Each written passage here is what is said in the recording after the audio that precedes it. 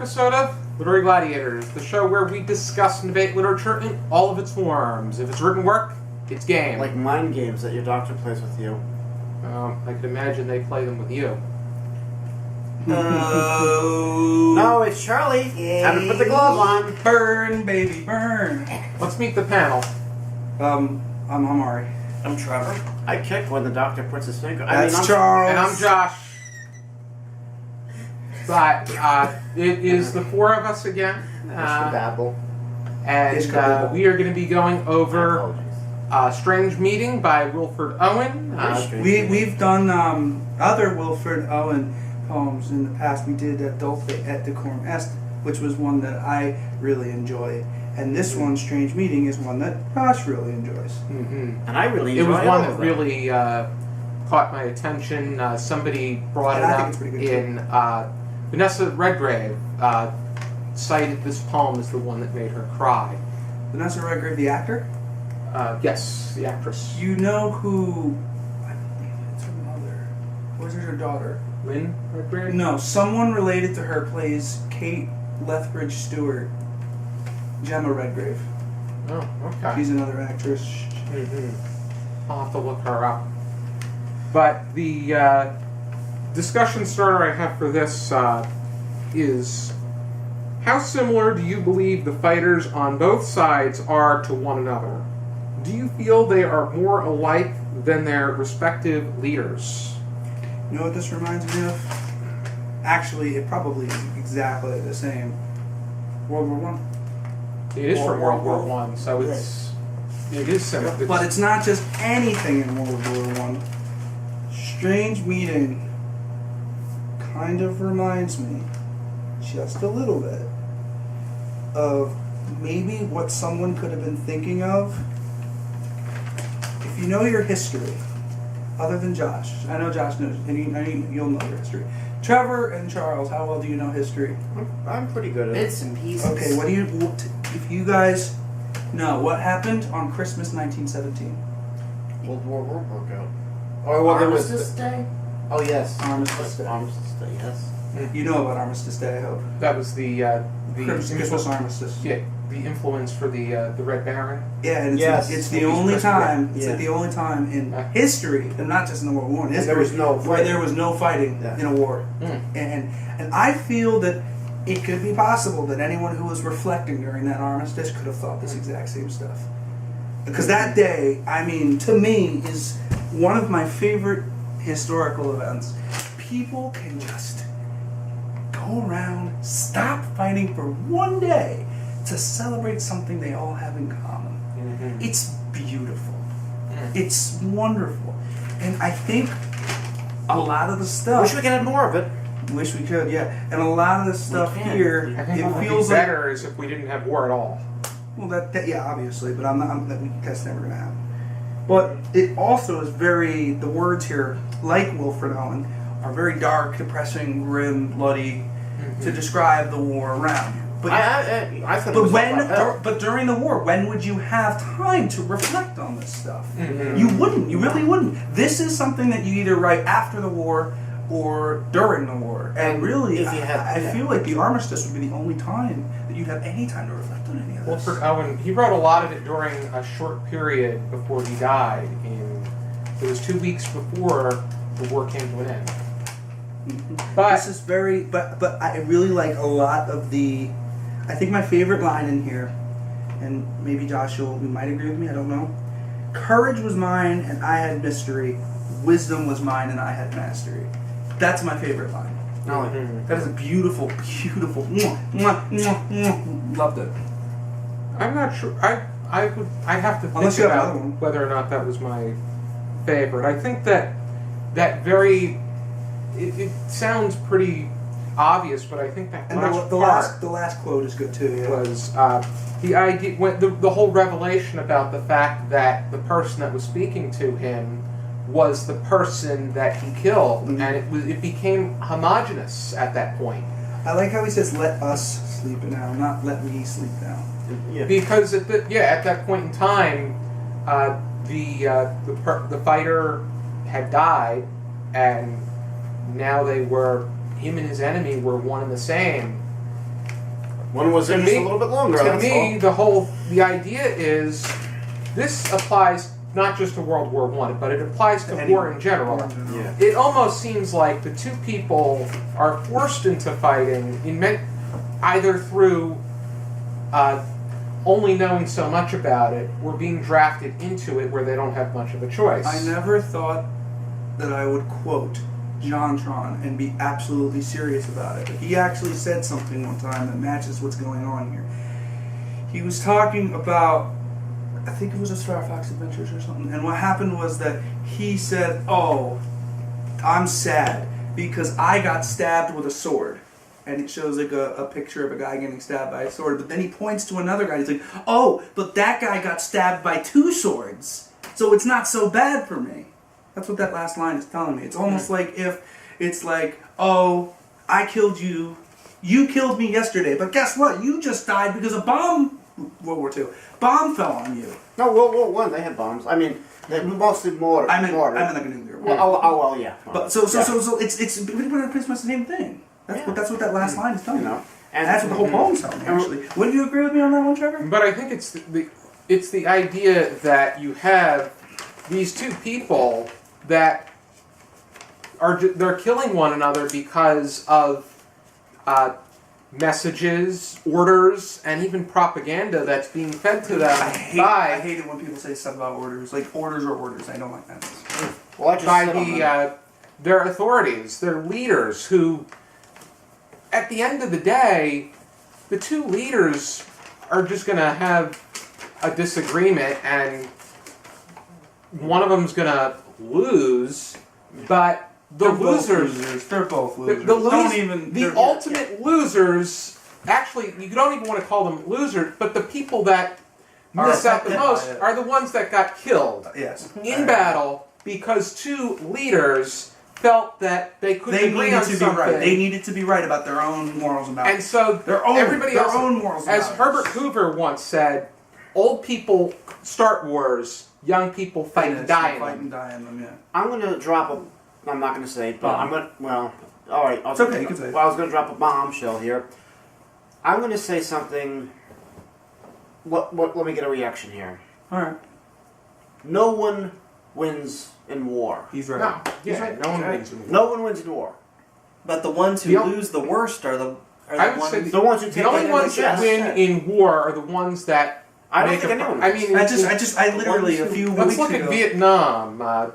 Really, what Vietnam seemed to be was the government seemed to they thought they had an economic opportunity in Vietnam, but they didn't accomplish anything, and they ultimately withdrew. Same thing with Iraq. And ultimately, it was northern Vietnam that took over southern Vietnam, and that was that. When I say, to add, when I say no one wins in war, what I mean by that, I'm also talking not just gainful, not just tangible things like I'm gonna raid your land and marry your wives and all that nonsense. I mean, is war justifiable? I could say maybe, but only it depends. It depends, yes, and I think, and it's deeply embedded into my upbringing. As long as all other options have failed, negotiation, treaties, attempts to peace treaties. 1973. Do you know what happened in 1973? I think that's when Vietnam was just nothing to do with America. Okay, then I'm gonna... World Wars in 1973. You know what happened? 1973 World War. September 1973. I'm gonna take a shot in the dark and assume that's when. All right. When what? The Russians invaded Afghanistan. No, that was that later. later. September 1973 was the Yom Kippur War. Okay. The Yom Kippur War was a war that happened on Yom Kippur, which obviously is one of the holiest days in Judaism. Right. Egypt, Jordan, Syria. Well, actually, maybe not Jordan. Egypt, Syria, and Lebanon all invaded at once. All at once. Yeah. And on the holiest day of the year for the. And we won in a day. And then, of course, you guys know about the 6-Day War. Yes. Which was June 1967. They all invaded us. 6 days later, the Israelis won. These wars are not justifiable at all. But the victories are because we are, in that case, the Israelis were doing what they needed to do to defend themselves. Right. And you know, again, but it was pointless. It was literally 6 days of pointless shit. Nothing. Yeah, and I agree with you. But am I one for war? Not really. I mean, I don't. Really? No, I don't like war. No, nobody likes war. No one. I mean, obviously, if you watch the movie Full Metal Jacket, I didn't, but I saw parts and bits of it. But there was one who became, I think, you know, one of them was he became a photojournalist, and that's why he got. I don't know. He wasn't drafted. He went into it. And he got caught with the peace sign on his uniform. Mm-hmm. And I think the colonel said to him, "A pledge pin on your uniform." Exactly, something along those lines. Now, I watched bits and parts of it. No, war is not good. And can I tell you something? It's not just war. Because let me go back to Israeli politics for a second, if you guys don't mind. Okay. Right now, Syria is bombing Israel almost every day. Almost every day.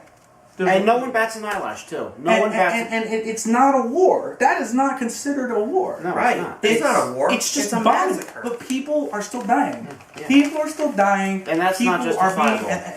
No justification there. Exactly. It doesn't matter if you're different from someone else. It doesn't matter if you're black, white, gray, yellow, purple, green. Old, young, gay, straight. I'm going to flat out put it out there. Paisley, check, stripe, polka dot. Bulbasaur, Ivysaur, Venusaur. You know, it doesn't matter.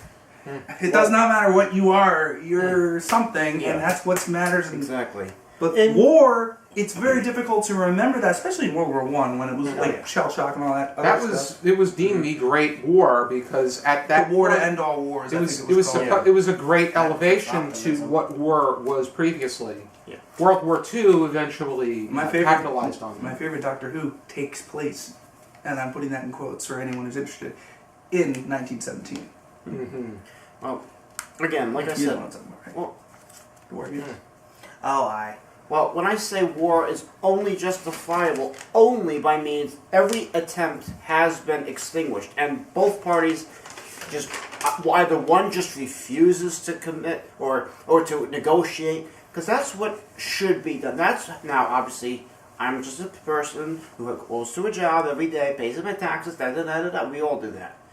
And there's going to be other, and like I say, you know, for those of you that know this, or most of you don't know this, I am in a Scottish pipe and drum band. A lot of that is military ranks. I have stripes, but we don't. Obviously, we're just, you know. I'd like to go back to the work for just 1 second. No, I understand, but I was going somewhere with that. Oh, okay. I cannot tell you how many times I've had to do Amazing Grace because somebody was being lowered into the ground. And it tears apart on the inside. I can't cry. I'm not allowed to cry, but I can't even imagine on the other side of where. And then, of course, the guns go off, and I'm deaf in one ear because I'm always next to the. My dad does funerals every day. So, anyway, there's a line here that's very interesting. Strange friend, I said, here is no cause to mourn. None, said the other. Save the undone years, the hopelessness. Whatever hope is yours was my life also. I think that's both of now. This could be both of them trying to say to each other in a way, "I'm sorry for what I did to you, and I'm sorry for what I did to you." Because when we all die, we have to account for what we did, no matter what we are. Sorry is an interesting word. What it is the fact that both of them were doing what they both felt was right, even if they didn't like it. Yeah, right. And that's the way. And then there were, if you were drafted, it was you were doing what you were told. You die for your country. Yeah, you die. You don't die for yourself. You die for your country. Mm-hmm. And if you were drafted, if you didn't do what you were told, you were locked away. Mm-hmm. It was a crime. And there were countries. It was mandatory. It was. Again, I'm going back to Israel again just because it's relevant. Is it once you reach a certain age, you are drafted into 3 years for men, 2 years for women. Once you finish high school.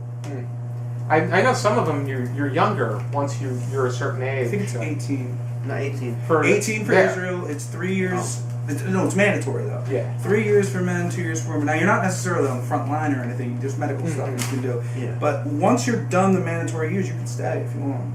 Yeah. Very interesting. I don't know other countries. And I heard about that too. Well, you have, and I think I don't agree with that methodology personally. I don't think, either. and I don't agree with the draft. But like I said, it's Full Metal Jacket. It's not like you have to do the shooting portion of it. I know. There are like research and development that you can do. Exactly. There's medical stuff you can do. You just have to be in the actual army. If you give them those options and provide them an incentive, but when in many cases, I know in the United States, if you're drafted, you do what they want you to. Exactly. Yeah, It's not you have options. In they'll say you have. Yeah, they'll say that. Oh, you can do that. You can adventure. That's bull. Actually, my cousin Eve actually was able to get out of it until he was after college because he went to Berklee College of Music. I mean, I mean when I turned 18, 2 days later, there was that little thing in the mail that I signed it. I signed it with an X and my name. I mean, technically an X constitutes a signature, but I signed it with my name on there, and I put the date, and I was not drafted. Once you turn 26, though, it doesn't become. Yeah. You're no longer. And you know what? If I was drafted, I would have appealed because I would say, "Can you?"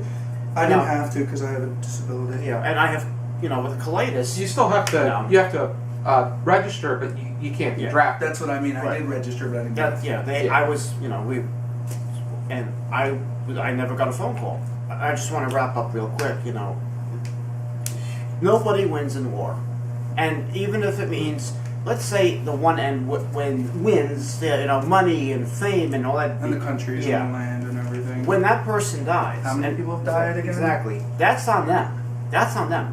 The ones out there with the machines of destruction, yes, they do have to account for what they've done as well, but they also, I just, my heart bleeds for them. What Charles is trying to say, I believe, is I went on a little bit. Let us say this is country 1 and this is country 2, and these are the soldiers, right? And they fight each other. In the end, country 1 wins, so they get this. But do they get these back? Not if they're dead. These guys are all dead. That's why they're X's. And so plain and simple. Plain and simple. But Wilfred Owen characterizes this so dark, but so realistically and so beautifully. And it is just, especially since it's during the First World War that he writes this, I said this in Dulce as well, it becomes so real. It becomes frighteningly real. And it's just, because it's so real, I feel that Wilfred Owen is absolutely the best, I think he's the best war poet that I've ever come across. And we did like a 45-minute video of World War II poetry, and nothing in there stood out as much as this and Dulce. And Wilfred Owen is, the way he writes is outstanding because he's in the middle of all the action.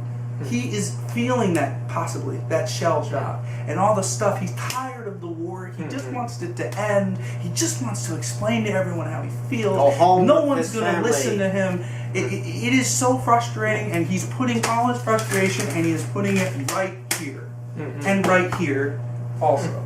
There you go. I'm going to represent, I think I just want to get a clear answer on the original question about, do you feel that the soldier is closer to the enemy, or per se, the person fighting on the other side, or the leader or political figure that is on their own side? Closer as in relationship closer? Either which way. The enemy. Ditto. I mean, it's almost like, to paraphrase a couple of Tom Waits tunes, which I strongly suspect have been paraphrasing soldiers' thoughts for thousands of generations. I mean, do they not bleed like we do? Do they not pray like we do? Do they not cry like we do? Do they not want to die any more than we do? Do they not live like we do? Right. And as to the leaders, the ones responsible, they're the ones that are behind the desk. They're the ones responsible for making the mess. And they're so detached too. I think you get closer to the enemy because this is someone's life you're taking. You take their life, even if it's in a war, you're going to remember every single life you've taken, and that is why so many people have, say it with me, PTSD. Exactly. So What's your Charlie? I was gonna say I can side with the with the enemy, but and PTSD.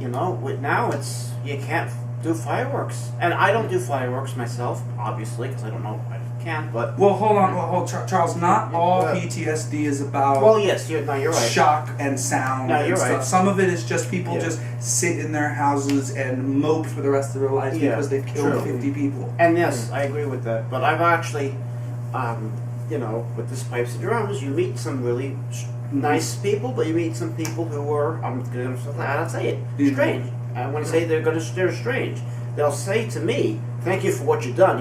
When I was back in war and blah blah blah blah blah, and some of them will just flat out tell you what they did, and I'll just say enough. Supporting our veterans is more important now than it ever has been. Yeah, absolutely. Because now veterans are getting older. Because you've got you still have some of the World War II people. You've got the Vietnam people. Yes. You've got Korea. Some of the Korea. We've also got the Israel people I told you about, and other Persian countries Gulf. as well. And Iraq. And these are people who And could be there's suffering plenty of from these issues. Yeah. And a lot of people are like, "Oh, well, veterans are just other people too." And I'm like, yeah, they are people, but they have. It's not about what it's about what they've done, but it's also more about how they are now and what they've. It's more about the present than the past. Although their past sacrifices are just as important. Exactly. I would say I agree with the panel, but I think they're absolutely closest to their fellow brethren. However, with the way that the question's presented, between the people on both sides are both there for the same reasons and can relate based off of the basics, not necessarily the country's position, but the reasons. Moral position. Yeah, the moral positions are all one and all the same. But we went over Belfredano back in season 6, and it almost seems like the further you go up in rank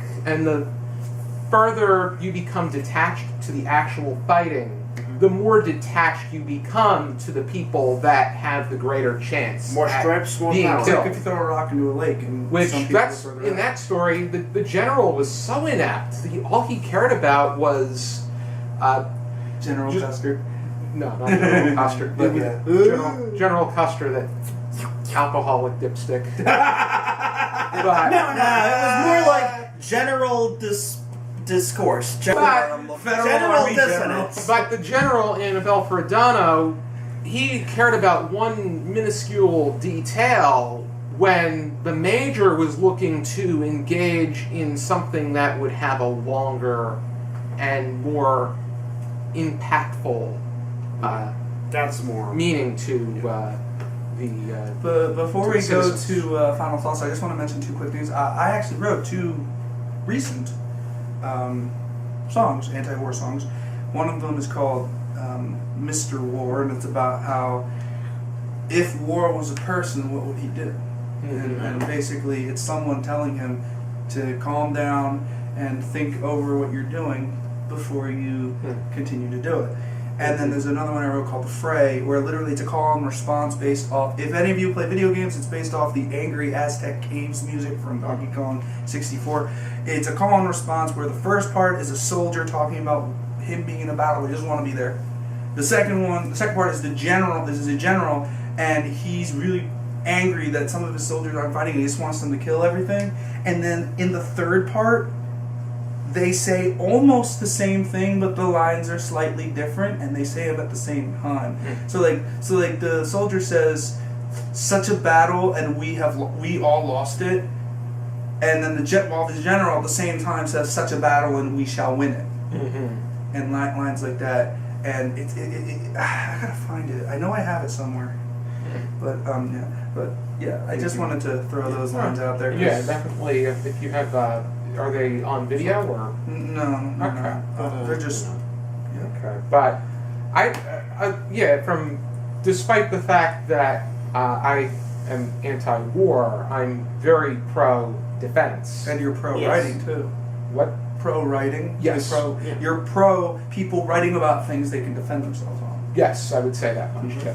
And I think that I think that countries should have a powerful defense in order to fight when necessary. Yeah. If somebody's going to... We should have a balloons tower. If somebody's posing a threat, they should have a right to fight against the direct enemy. However, when you have war for war's sake is never... That's what I'm saying. That's what I think Vietnam is the best example. Yes, absolutely. And, that's what I was saying earlier. It was... Did you ever see The Post? Created Did you opportunity. see The Post? The movie The Post? I've heard of it. Did you see The Post? No, but I have. Did you see The Post? Never heard of Did you see The Post? None of you saw The Post? I want all 4 of you and all of your viewers too. Go see The Post if you haven't already. Great anti-Vietnam movie about the Washington Post publishing files about how Vietnam wasn't exactly bona fide. Alrighty. We have final thoughts? I just want to say, as you said earlier, touching up on what you said, and what I was saying originally, the only way I can see war being justified as if it's all parties have both, or whoever, let's say both parties have...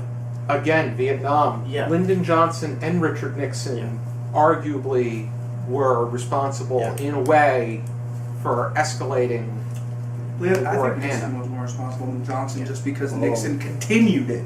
He could have stopped it. When Kennedy wanted to end, he didn't really want to do anything in Vietnam. But when he was assassinated, when Johnson got in, escalation. Yeah. He sent out more troops. Wait, which came first, Nixon or Johnson? Johnson came first. Oh yeah, so Nixon was the one I'm saying that continued it. He could have stopped it. He continued it. He eventually, it started to escalate down. However, toward the beginning, he was into the early 70s. It was still a thing. But still, what do you think about this? All I can hope for is that future generations may not need to worry about that. Ain't gonna study war no more. Ain't gonna study war no more. Ain't gonna study war no more. Hallelujah! Ain't gonna study war no more. Ain't gonna study war no more. Come on, Sarah. Ain't gonna study war. Down by the riverside, down by the riverside, going down by burden, down by the riverside, no study war no more. Say it again! Yeah! Study war no more. I ain't gonna study war no more. I love that song. I love that song. You know where that song came from? Well, I heard it from Peter, Paul, and Mary. $1 Million Quartet. Ah, okay. And it originated in actually biblical text, if you can believe that. I can believe that. I'm gonna botch this up, but here it goes. I'll try. I should have proposed it Isaiah to 2:4, or is it 4:2? You guys can sing. Whichever one it is, feel free to correct me if I'm wrong, dear reviewers. But already then. I was gonna say, wait, I didn't do my final thoughts yet. Okay. Basically, what I had said earlier still applies. Wilfred Owen is a wonderful author. He's like a in the moment, or in the moment writer. In the moment writers are fantastic because you get as close to a first person perspective as you possibly can to what's going on in the world. Mm-hmm. And Wilfred Owen is just and that's you felt like you were in his moment. If you're interested in checking out, here's Poems That Make Grown Women Cry, which I found this time. Isn't there also one that we did that made grown men cry? Yes, we did that. That was Lullaby? Yeah, Lullaby, W.H. Auden. That was a really good one. Mm-hmm. Yeah, it was. Is that the one where you had said something and it completely... Yeah. Guys, check out the Lullaby. I made mention of the fact that... Let's sing again! And here's the collected poems of Wilfred Owen that was published by New Directions. Better than One Directions. Also, this book here. And also for Literary Gladiators fans out there, definitely a few other videos you should check out by us include Season 5. Was that Dulce Season 5? Yes. Season 5's Dulce et Decorum Est, also by Wilfred Owen. I would suggest checking out the World War II poetry, which was also Season 5. Mm-hmm. That one's a little long, so you may have to want to watch that one in bits, but it's still very good information. Another anti-war one is I discussed the anti-war songs of Peter, Paul, and Mary, the group Peter, Paul, and Mary. That's an individual video I made about a year ago. We just wrote about, we talked poetry that was about war. In many cases, I think that you could say it's anti-war because we feel that war is not a pleasant thing. Mm-hmm. But or the works are anti-war, or they're about war. About war, yes. Which and we enjoy doing this, and it's a lot of fun. Mm-hmm. And but those are 3 videos that you can check out if you're interested in this type of topic. Mm-hmm. Certainly. Mm-hmm. And support your local pipe band, by the way. Okay, then. Be sure to join us next time for another episode of Lenore Gladiators. For now, keep reading. Ain't gonna start a war no more. Ain't gonna start